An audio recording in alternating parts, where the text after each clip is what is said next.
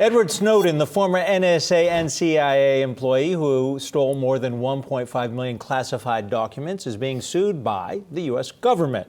At issue, whether or not the publication of his new autobiography violates a non-disclosure agreement. And joining us to explain all of this, Yahoo Finance's Michael Kelley, who's been following the story. And the issue that the government's suing over is the money that might be raised by the sale of this book, right? Yeah, it's a civil suit about breach of contract and fiduciary obligations. So they're not. They say in the introduction that they're not trying to restrain the publication or the distribution of the book. They say that he breached his contract, and in that contract, it means that they have a right to profits and royalties from that book. So he is a defendant. The publisher, Macmillan, is a defendant only so that they can try to get this money from the sale. And you also looked into what he's doing now, besides writing a book.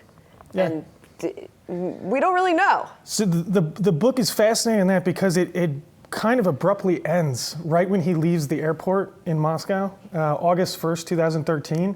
And then there's like a chapter about how he got married and sometimes he goes to museums.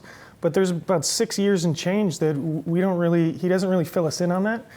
So yeah, that's a big gap in even an autobiography or even a biography. Is he a spy that intends harm to the United States?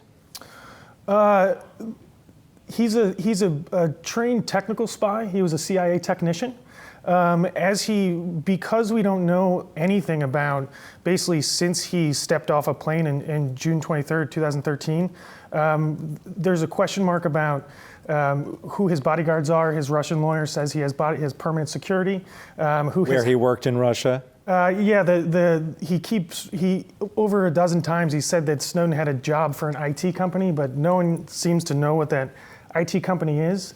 So there's a lot of question marks about the last 6 years, and you know that's what they are. They're question marks. It's high intrigue. And in some of his recent interviews, he said he wants to come home, but how likely is that to happen? So he's been saying this for years, since 2014, about he would come home on the condition he would get a fair trial, but he can't get a fair trial because of the Espionage Act. And that's true to a point, but the thing that people forget about if Snowden could come home is the fact that the Russians have a say in that. And he knows a lot about how they treat their special guests. They have little incentive to... Hotel California, you can check in, but you can never leave. That's right. All right, Michael Kelley, thank you. Hey investors, Zach Guzman here. Are you interested in learning more about the markets and getting the latest financial news? Well, then click right here to subscribe to our Yahoo Finance YouTube channel. Get the latest up-to-the-minute market analysis, big interviews in the world of finance, and information on how to manage your money every day wherever you are.